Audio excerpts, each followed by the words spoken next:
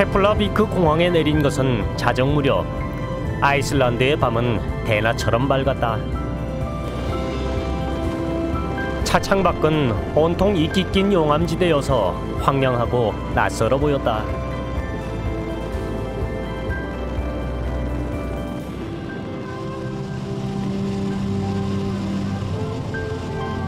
다음 날 레이캬비크엔 비가 추적추적 내렸다.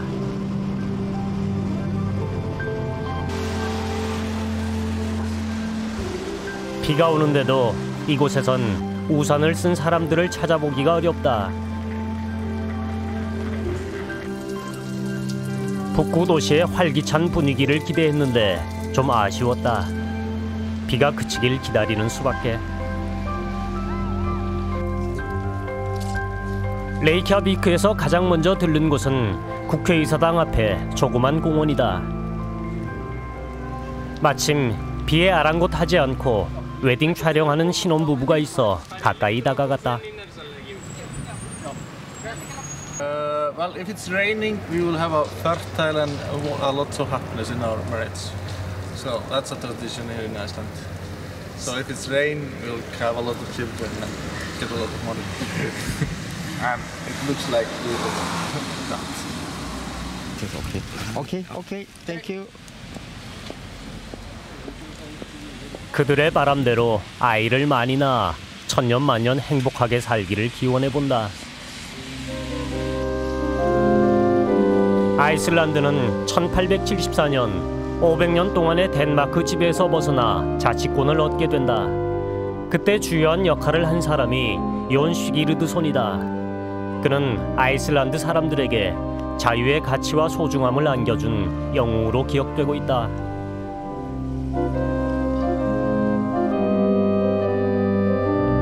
레이캬비크에서 가장 돋보이는 상징물은 바로 이 건물이다.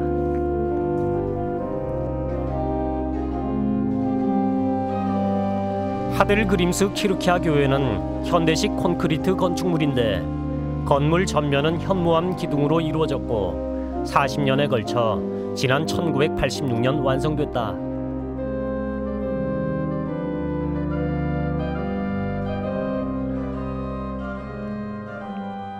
오전 9시. 굿모닝. 교회 문이 열리자마자 나는 안으로 들어갔다.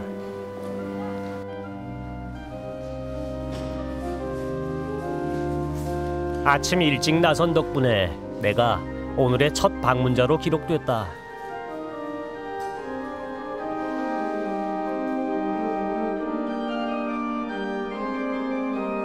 매일 많은 관광객이 이곳을 찾는데 이 교회는 세계에서 가장 아름다운 10대 교회 건축물 가운데 하나로 이름나 있기 때문이다. 교회 안의 장식은 단순하면서 수려한 모습이다. I would say we have 5,000 to 10,000 people coming here every week. So that would be up to 30,000, 40,000 people a month. So that's quite a lot of people coming here. I would say that almost every tourist that comes to Iceland comes to Hallgrímskirkja. 건물 밖에는 유럽인 최초로 아메리카 대륙에 발을 디딘 레이비르 에릭손 동상이 있다. 이 동상은 아이슬란드 의회인 알싱기의 설립 100주년을 기념하여 미국이 선물한 것이다.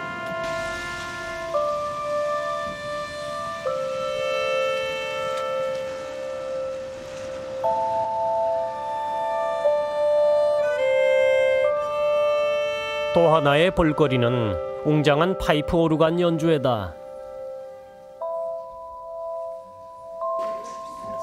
7, 8월에만 매주 3차례 공연하는데 입장료는 14,000원 정도다. 수준 높은 연주에 비하면 저렴한 가격이다. 공연 시간엔 촬영할 수 없다고 해서 리허설을 하는 동안 겨우 허락받을 수 있었다. 파이프 오르간의 높이만 15m, 장엄한 소리는 5,273개의 오르간 파이프를 통해서 나온다. 이 오르간을 연주하기 위해 전 세계 오르간 연주자들이 이곳을 방문한다고 한다.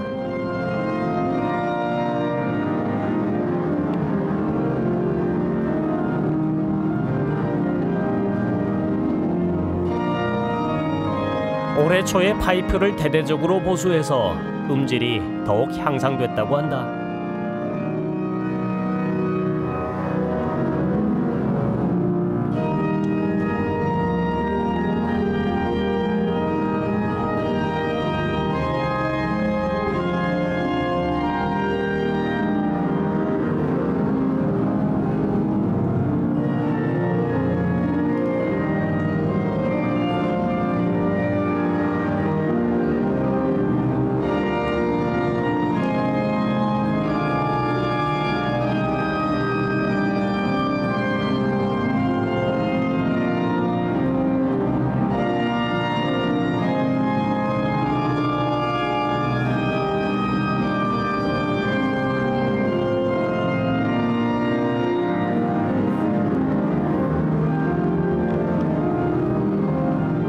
최고의 파이프 오르간 연주는 매혹적이었고 한여름의 특별한 경험이었다.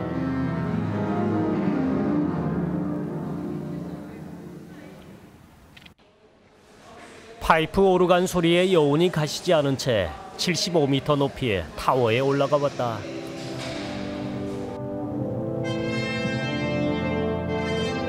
레이캬비크는 연기 나는 항만이란 뜻으로 세계에서 가장 북쪽에 위치한 수도다. 인구는 약 12만 명, 아이슬란드 인구의 65%가 레이캬비크에 살고 있다.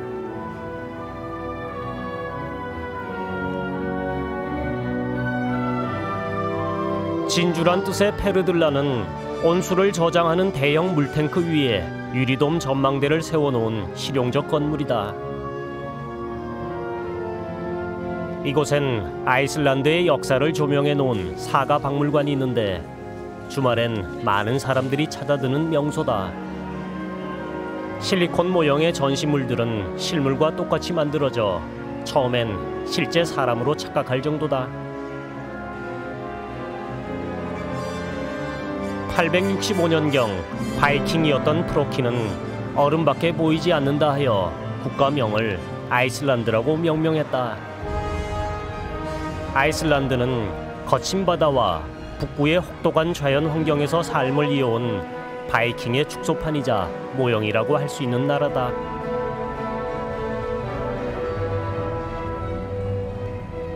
(874년경에) 최초의 이주자인 잉골프르 아르나르손이 상륙하였으며 그 후 노르웨이, 아일랜드, 스코틀랜드에서 이주자들이 들어와 1100년엔 인구가 8만 명으로 증가했다. 1000년경엔 레이비르가 빈란드라는 북아메리카 대륙의 한 지역에 정착했던 적이 있는데 이는 콜럼버스의 항해보다 500여 년이나 앞선 것이다.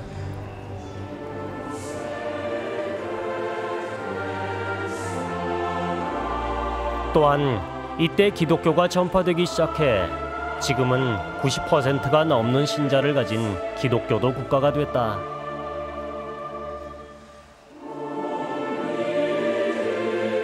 구두민디르는 정치와 종교를 분리한 아이슬란드의 첫 번째 주교다. 930년경엔 아이슬란드 최초의 법전이 아이슬란드 의회인 알싱기에서 탄생했으며 이는 아이슬란드 구전 문학인 사가에 큰 영향을 주었다. 사가는 북유럽 신화와 전설, 영웅담 등이 기록된 아이슬란드의 가장 잘 알려진 문학 장르다.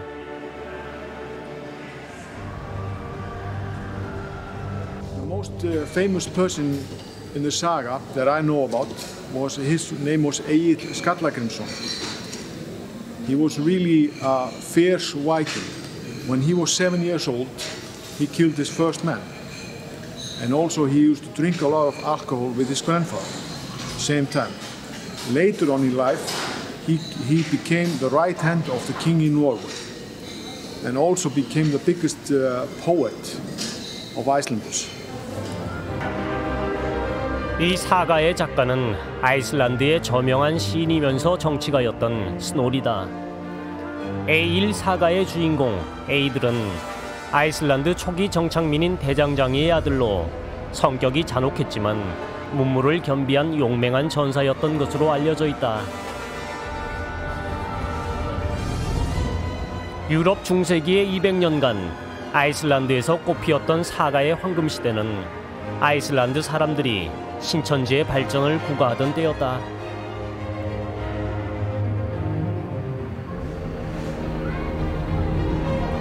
레이캬비크의 하얀 밤.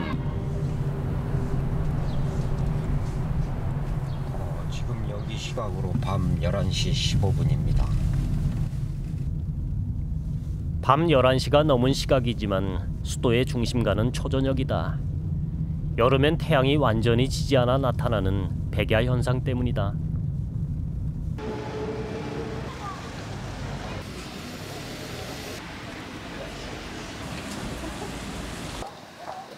레이캬비크 최고의 즐거움은 린트르라고 불리는 펍 순례다.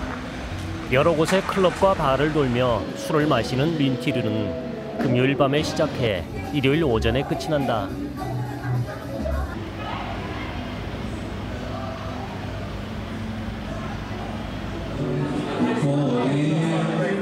노랫소리가 들리는 한 카페로 들어가 봤다.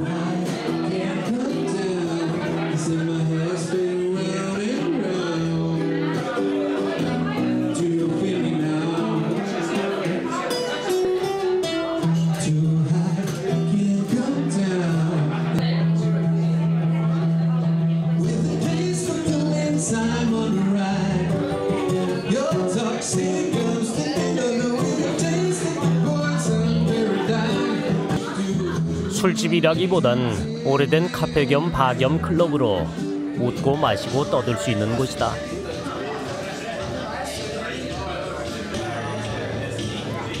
아이슬란드 사람들은 온화하고 친절해서 외국인 관광객을 너그럽게 대한다. 새벽 1시가 되어야 사람들이 제법 들어차는데 그 무리엔 유럽 각국의 관광객들이 많이 섞여 있다.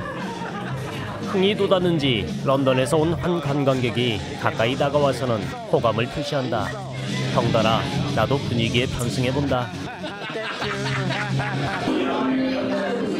오스트리아에서 왔다는 이 두 남자.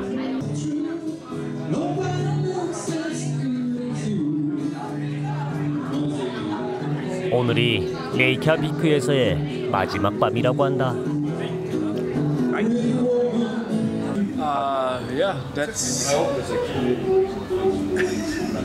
it's okay. So it's good that it's not getting dark, so you don't miss anything of the landscape. Last day here in Reykjavik isn't good thing for coming down and. Getting to Reykjavik's people and to the music of the country, and that's nice. Yeah.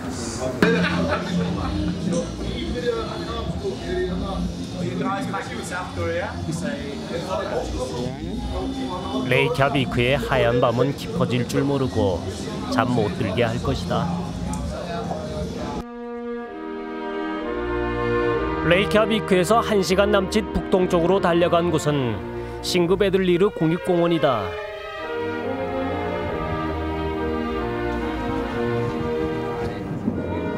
강물이 드넓게 펼쳐진 초원과 습지 사이로 흘러드는 싱그베들리르는 아이슬란드의 정체성을 확인해 볼 수 있는 대표적인 성지다.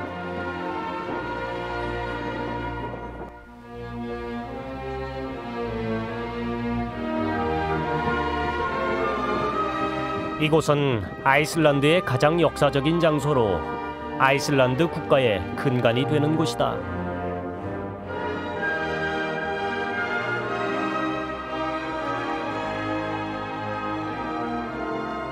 (930년경) 아이슬란드에서 세계 최초의 의회인 알싱기가 수립된다.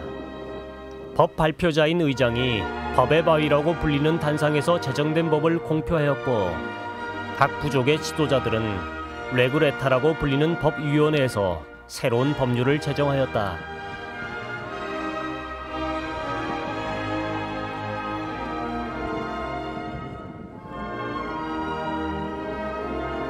오늘날의 의회 모습인 것이다.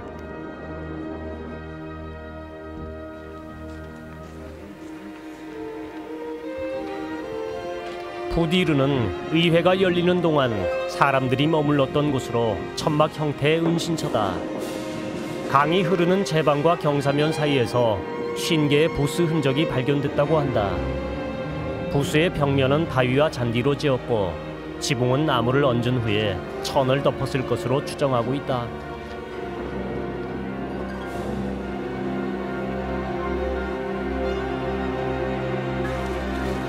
싱그 베들리르의 협곡은 법집행의 장소이기도 했다. 처형 절벽, 화형 협곡 등 범죄자들의 교수대와 처형 장소가 곳곳에 마련돼 있었다고 한다.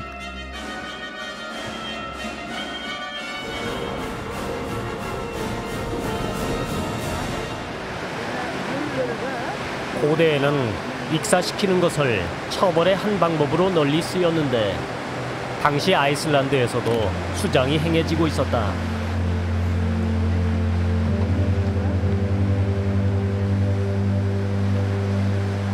이곳에 수장했던 곳이 있는데 그 대상은 간음한 여자들이었다.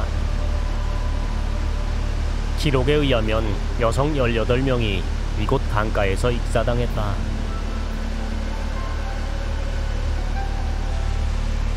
여성들을 포대 속에 가둔 후 물속에 담그고 있었다고 한다.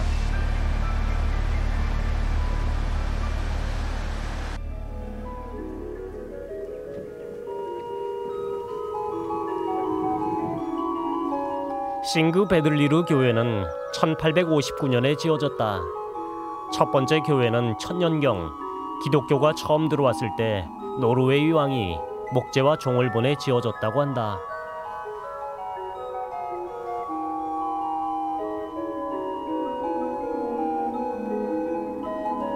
지금은 역사적 기념물로 보존 관리되고 있다.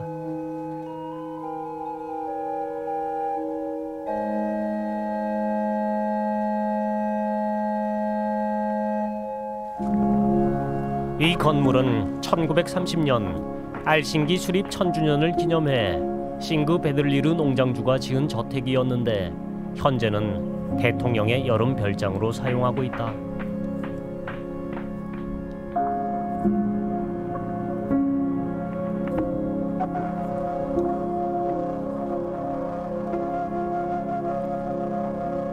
고대 아이슬란드 사람들의 역사와 문화가 담긴 싱그 베들리르의 자연 환경은 독특하다. 초원의 늪지대는 다양한 생태계로 구성돼 있어 아이슬란드는 이곳을 1930년에 국립공원으로 지정했고 2004년엔 유네스코 세계문화유산에 등재되기도 했다. 싱그 베들리르에는 많은 지명들이 있는데 저마다 사연을 간직하고 있다. 플로사야는 자유를 위해 연못에 몸을 던진 노예의 이름을 따서 지은 것이다. 그리고 이 웅덩이는 페닌가야라고 부르는데 소원을 비는 셈이란 뜻이다. 이곳을 찾은 사람들의 소망 흔적이 곳곳에 배어 있다.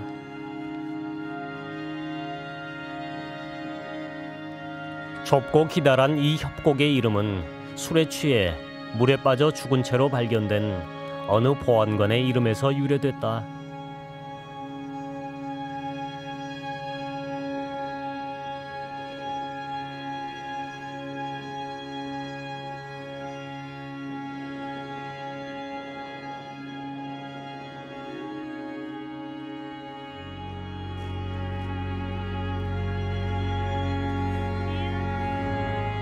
싱그 베들리르 협곡의 정상에 오르면 이곳의 지리적 환경을 한눈에 알아볼 수 있다. 특히 1300제곱킬로미터에 달하는 싱그바들라바튼 호수가 장대한 모습을 드러내는데 아이슬란드에선 가장 큰 호수다. 이 호수는 아이슬란드 사람들의 다음 세대를 위한 거대한 자연자원이다.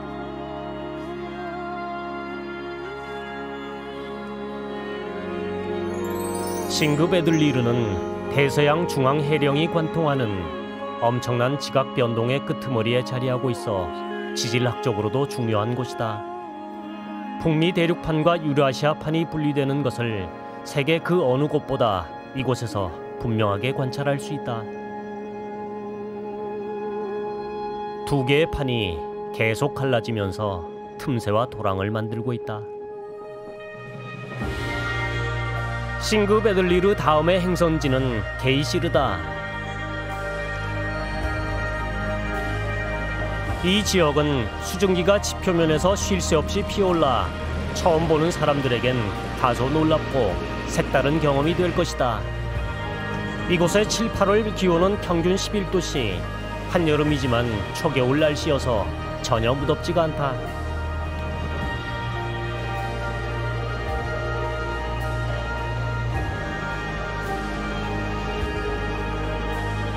뜨거운 김이 여기저기서 뭉게뭉게 피어나는 사이로 야생화들이 지천으로 깔려있는 것이 묘한 대조를 이룬다. 척박한 땅에서 키워낸 질긴 생명력이 아름답고 자연의 신비가 느껴진다. 또한 온천수가 지표면을 흘러가면서 내뿜는 뜨거운 증기로 인해 주변의 환경은 독특하기까지 하다.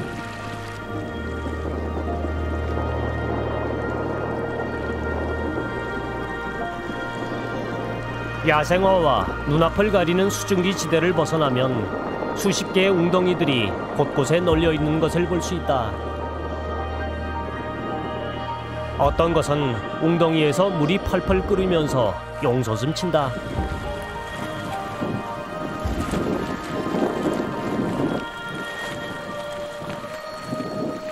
이것이 게이시르, 우리말로는 간헐천이라고 한다. 간헐천은 물이 솟구치는 규모에 따라 명칭이 달라지는데 일반적으로 게이시르라고 통칭한다. 게이시르는 지표 근처에 뜨거운 물이 모여 있다가 지하 수증기 압이 높아지면서 물이 솟구치는 것을 말한다. 물의 온도는 보통 섭씨 80도에서 100도 이상이다. 관광객들은 숨죽이며 물기둥이 솟구쳐 오르기만을 기다리는데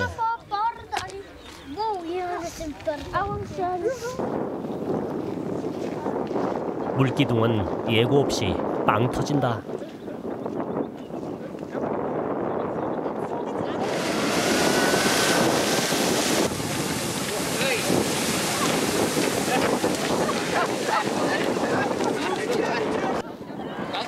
이 게이시르는 아이슬란드에서 가장 활동이 잦은 간헐천이다. 10분에 한두 번 분출하는 물기둥을 보려면 어느 정도의 인내심이 필요하다. 방심은 금물. 제대로 보려면 집중해야 한다.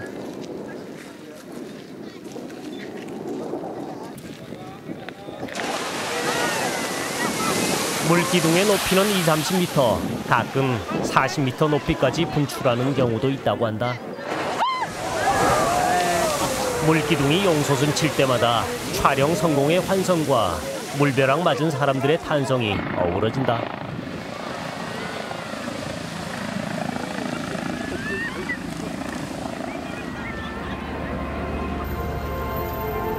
터키옥처럼 푸른 빛깔의 이 간헐천은 한때 60m 높이까지 물보라와 증기를 뿜어올렸던 적이 있다.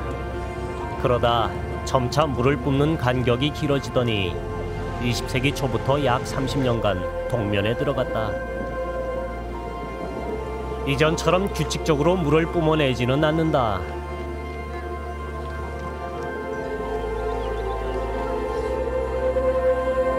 싱그베들리르, 게이시르, 귀들포스 세 군데를 일컬어 골든서클이라고 하는데 이것은 아이슬란드를 상징하는 대표적인 곳이기 때문이다.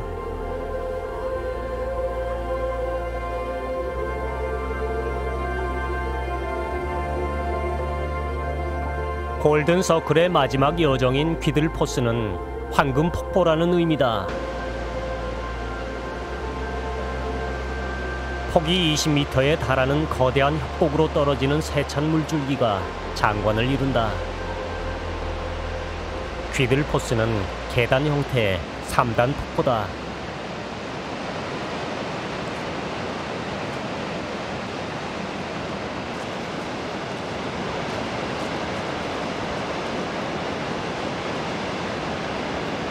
크비타 강의 엄청난 수량이 눈과 귀의 감각을 뒤흔들어 놓는다.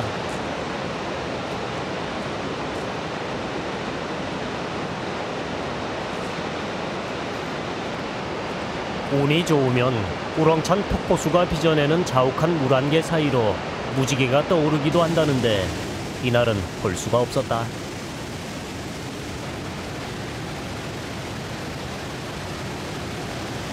Here is different because all is like this. I mean, all is nature in this country, you know what I mean? So it's different in other countries I've been before.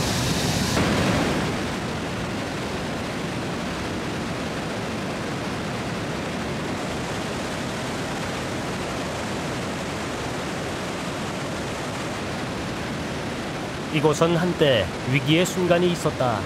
민간인 투자자가 수력 발전 개발을 위해 국제 경매에 붙였는데 정부가 사들인 것이다. 그 후 1979년에 아이슬란드 정부는 이곳을 자연보호구역으로 지정했다. 폭포와 주변의 자연 환경을 영구적으로 보존하고 많은 사람들이 이곳을 즐길 수 있도록 하기 위해서였다니 정말 다행이다 싶었다.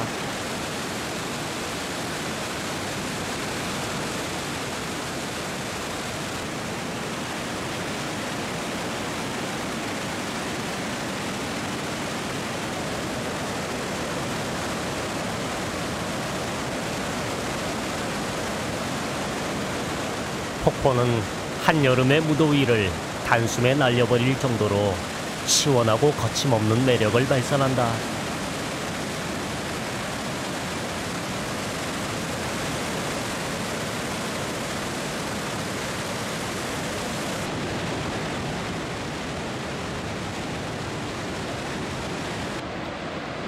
퀴들포스는 만년설의 산 정상에서 흘러내린 빙하수가 32m 높이의 절벽 아래로 곧장 떨어져서 땅속으로 떨어지는 폭포라고 불리기도 한다. 아이슬란드에서는 가장 높은 폭포다.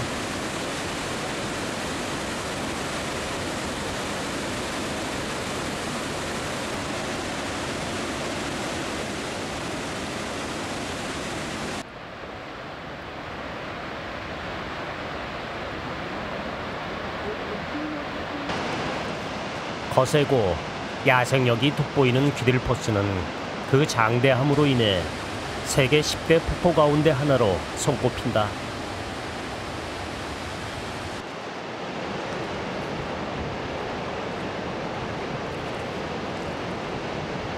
Absolutely fantastic. I think it's one of the things you must see in Reykjavik. We had a top of our list to come here and look at this waterfall.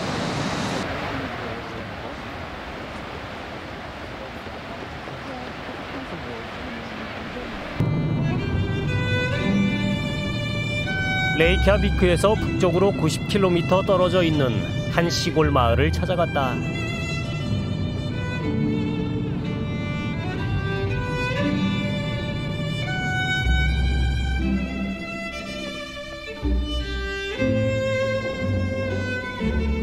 레이크 홀트, 인구 40명의 아주 조그만 마을이지만 한땐 정치 종교의 중심지였던 곳으로 북유럽 문학의 정수라 불리는 에일의 사가를 지은 작가의 고향이기도 하다. 에일의 사가는 아이슬란드 사람들에게 가장 널리 알려진 작품인데 이러한 역사적 장소를 특별히 기리고자 지난 1995년 레이크 홀트에 작가의 기념관을 세웠다.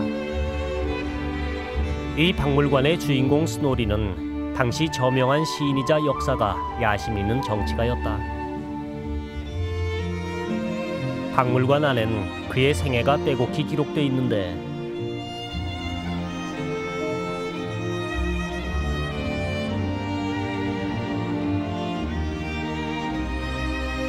스노리는 알싱기의 법 발표자, 즉 의회 의장을 2차례나 역임할 정도로 명예심과 물질욕이 강한 사람이었다. 1200년대 그는 아이슬란드를 지배하고 있었던 노르웨이 왕의 신임을 얻고 있었다는데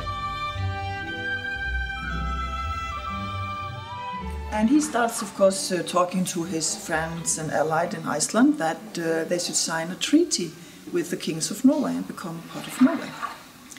But they actually think that he is, thinking a little bit too high of himself and, take it a little bit easy. They don't think this is a good idea.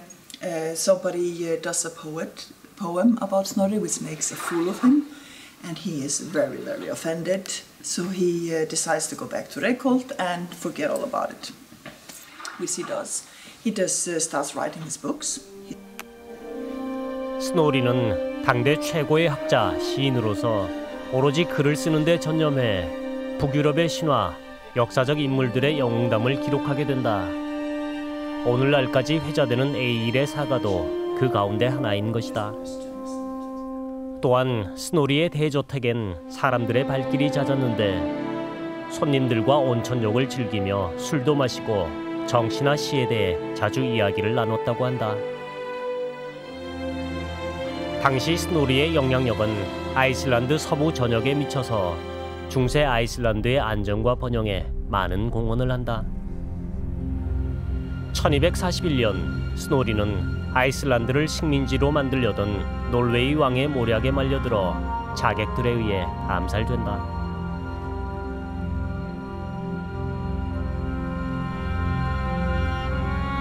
학교 뒤쪽엔 당시 스노리가 목욕을 즐겼던 온천이 그대로 복원돼 문화적 유산으로 보호되고 있다.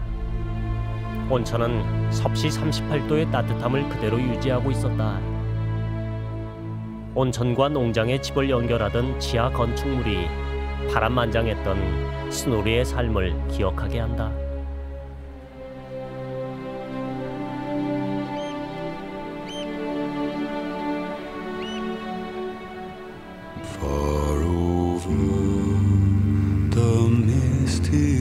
사가란 이야깃거리를 뜻한다.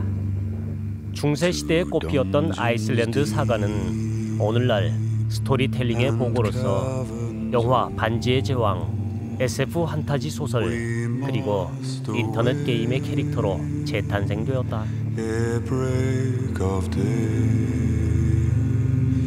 The trees like torches blazed with light.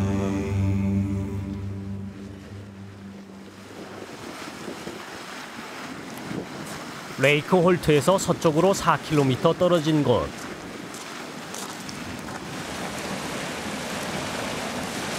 이곳은 유럽 최대 규모의 온천 지역이다. 100도씨 이상 되는 온천수가 기세 좋게 솟구쳐 나오는데 초당 180리터의 물을 쏟아낸다. 이 온천의 이름은 발음하기도 어려운 데일다르 퀸기 크베르. 온천물은 농장의 한가운데를 지나 흘러가는데 지난 1978년에 자연보호구역으로 지정됐다. 이곳의 온천물은 1925년부터 난방과 온수를 꾸준히 제공해왔는데 현재 총 74km에 이르는 배관을 통해 인근의 도시와 농촌 지역의 사람들에게 공급되고 있다.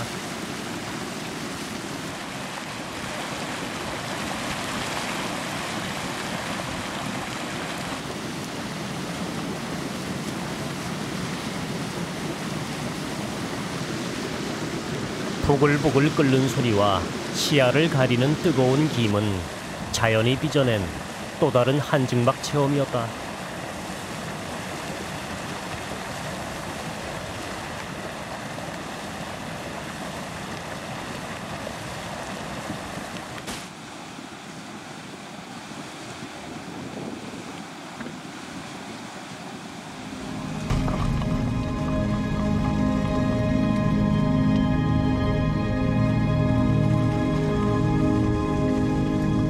아이슬란드 서북부에 위치한 반도의 끄트머리 스나이 페들스네스 국립공원이다.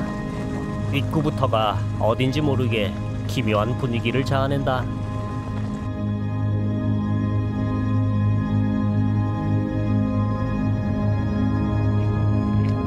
안개인지 구름인지 분간하기 어려운 것이 온통 산을 뒤덮고 어두컴컴한 화산과 용암들이 어우러져 마치 신이 사는 세계로 들어선 느낌이다.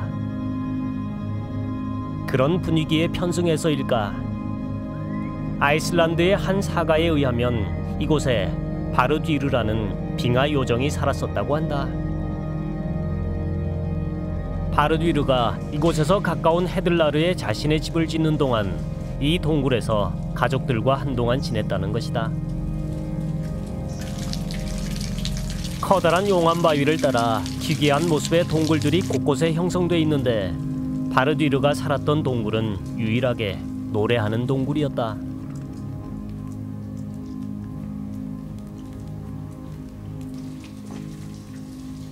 사람들이 신기한 듯 그냥 지나치지 않고 한 번씩 리허설을 하고 간다.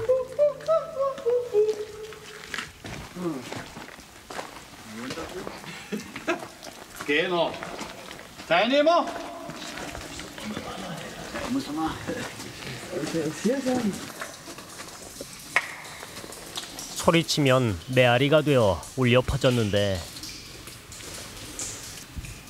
여기 막 울리는데.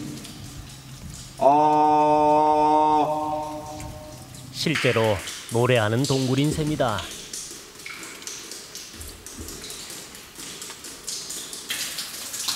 바르뒤르는 그의 집이 다 지어진 이후에도 사람들과 모임이 있을 때는 이 동굴을 자주 애용했다고 한다.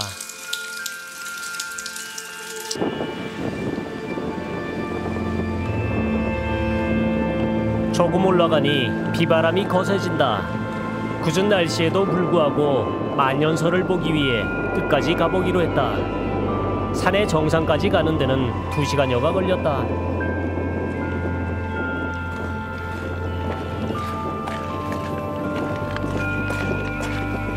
만년설의 얼음 두께가 내 키를 덮을 정도로 위압적이다.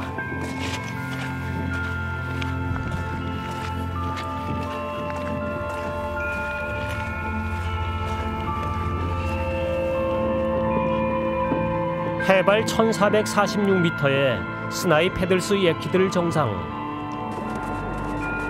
빙하 요정 바르뒤르가 이곳에 살고 있다는데 나는 빙하 위를 무작정 걸어가 보기로 했다.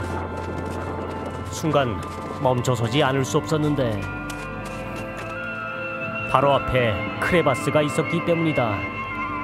빙하가 갈라져서 생긴 틈의 아래는 아무도 낙관할 수가 없다.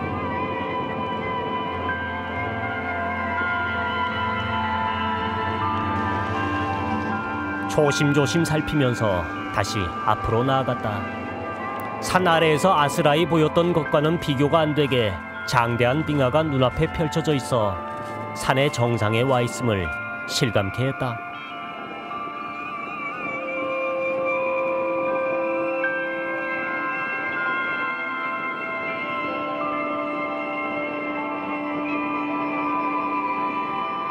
어느 정도 걸어갔을까? 깎아지른 듯한 기다란 얼음 장벽이 내 앞을 가로막는다.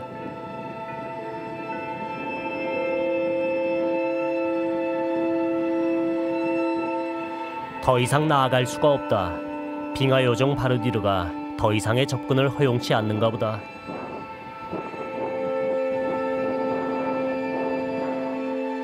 빙하의 풍경만을 담고서 나는 서둘러 산을 내려갔다.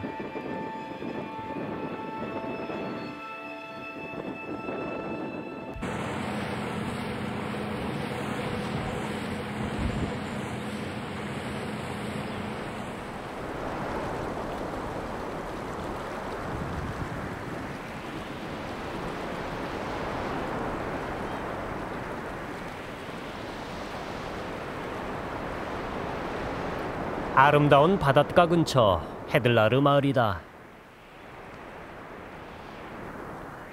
이곳이 과거 빙하 요정 바르뒤르가 살았다는 마을이다. 산 아래의 아담한 집들은 푸른 초원과 잘 어우러져 이보다 더 목가적 장소를 찾을 수가 없을 정도다.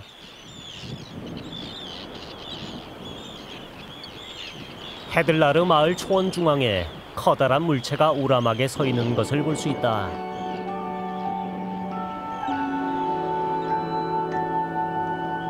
가까이 가서 살펴보니 그가 바로 빙하 요정 바르뒤르 스나이 페들사스다. 아이슬란드의 한 유명한 조각가가 만들었다는데 바르디르 상은 거대한 남자 모습이었다. 사가에 의하면 그의 아버지는 반 거인 반 트롤이었고 어머니는 인간이었다고 하는데 바르디르는 아버지의 성향을 많이 닮은 모양이다.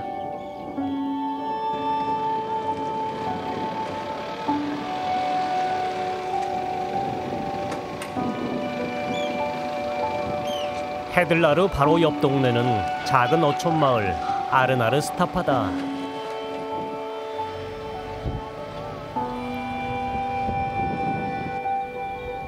아늑하고 아름다운 포구가 인상적이다.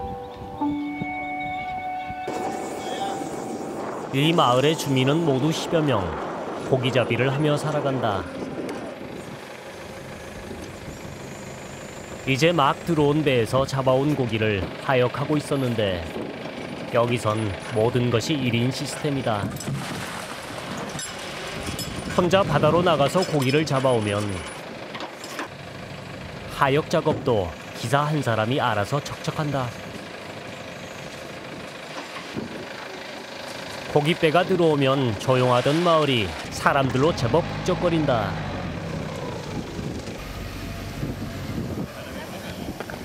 잡히는 고기는 주로 대구인데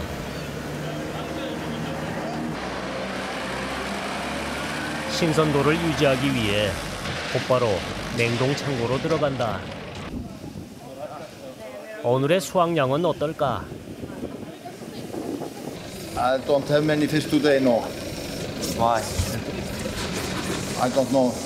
Not much fish now.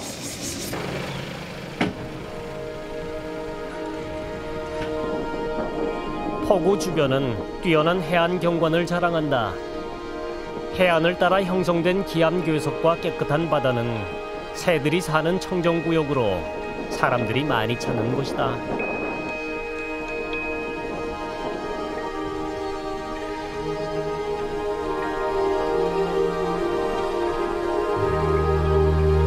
바다 갈매기들이 현무암 절벽 곳곳에 둥지를 틀어 이곳은 새들의 천국이 되었다.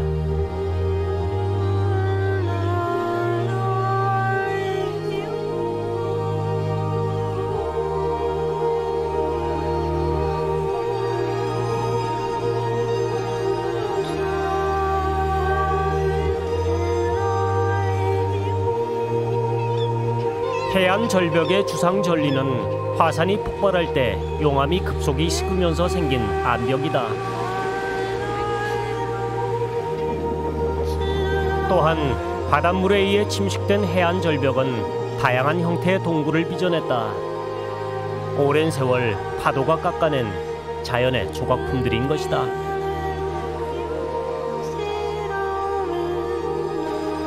현재 어촌마을 아르나르 스타파부터 빙하 요정이 살았던 헤들라르 마을까지는 친환경지역으로 지정돼 보호받고 있다.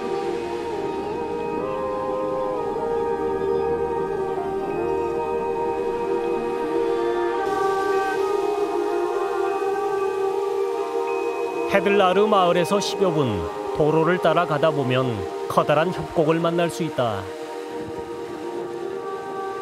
레이드펠뒤르 협곡이다. 날씨가 좋을 땐 산 정상의 빙하가 이곳에서도 잘 보인다는데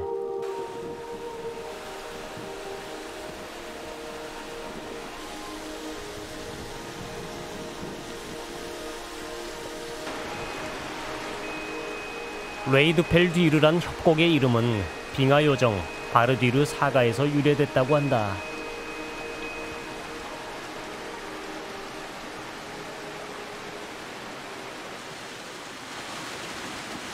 자세히 살펴보니 협곡 안으로 들어가는 좁은 관문이 있다. 비밀의 계곡으로 들어서는 것일까? 원시의 신비함이 느껴진다. 어느 순간 이 세상과 단절되고 고독감이 팽배해진다.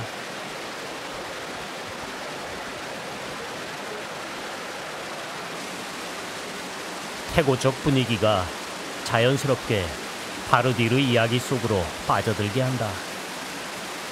어느 날 바르디르의 한 조카가 그의 아리따운 딸 헬가와 함께 해안가에서 놀다가 그녀를 빙하 위로 밀치는 바람에 그린란드까지 떠내려 가버렸다.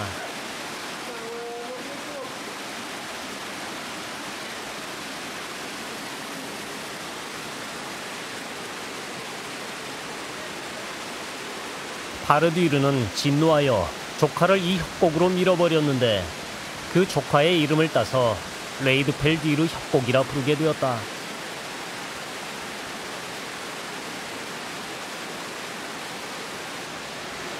이 사건 이후 바르디르는 다시 볼 수 없었는데 빙하산으로 가서 요정이 됐다고 한다. 절벽 바위에 둘러싸인 하늘이 장관이다. 바르디르의 얼굴을 닮은 건 아닐까?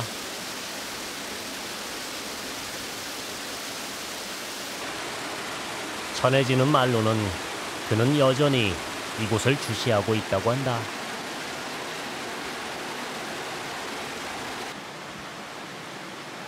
빙하 요정 바르디르 스나이 페들사스. 그는 마을을 지키는 수호신이 되어 스나이 페들스 빙하의 명성을 지금까지 이어오고 있다.